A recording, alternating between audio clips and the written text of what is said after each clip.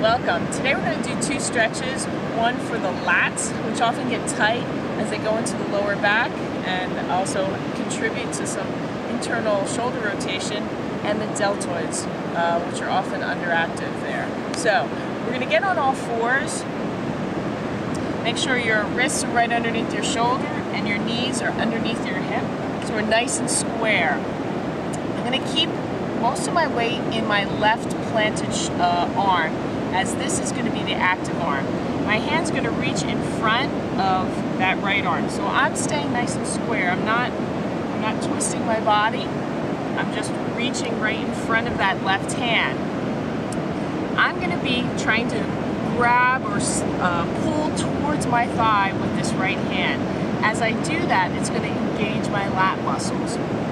So I'm going to be pulling towards my thigh, towards my knees, and then I want to imagine, so you should feel an engagement in the lats, and then imagine that somebody's got a rope around my hips and they're pulling me backwards. So my lats win, pulling me forward, and then my hips and thighs win, but this is still engaged. So we should feel a nice stretch down that side of the lat. So pulling, the right arm wins, and then my hips and body weight.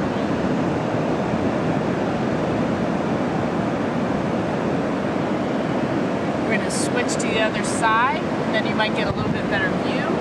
So you can see that lengthening here. So the hand is going to feel like it's pulling towards my knees. It engages those lats. If you feel it in the shoulder, you're pulling down too hard. So we're going to pull body weight up, forward, and then seeking those hips back while that lat is still resisting. So that hand is staying nice and active.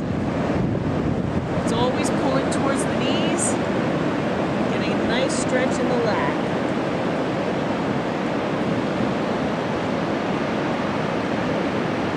And as you sit back, you do want to let that lower back round, so that gets a nice full stretch down through the lumbar spine. So don't stick your butt out like that. You want it nice and rounded to get a complete stretch through there. Balancing for that is the lats. So we got muscles underneath and a muscle on top. It's going to look basically like a lateral arm raise. So you may have done these exercises before. So we're going to do that without weights and use our other hand as resistance. So that arm, even just doing that, is some good work for that deltoid. But we'll add a little bit of resistance through here, which is going to be right on that elbow. Do some strengthening. Feel that working, make sure that it's just the cap, and we're going to continue to press up and then lengthen as that deltoid is resisting. So I'm lifting up, strengthening, and then resistance stretching as we come down. Lengthening up, and as I'm resistance stretching, I'm also thinking of tractioning a little bit. So I'm arcing out, so I'm not just pulling into my body. I'm right in that little notch there, doing a little traction. You can add a little neck stretch to that. Just tip your head away, and you'll just get a nice stretch down that side. Switch to the other side. Again, do some strengthening. Just lifting up, making sure I've got that deltoid activated. Once I feel it firing, I'm going to keep pressing up and let that right hand lengthen and stretch under resistance.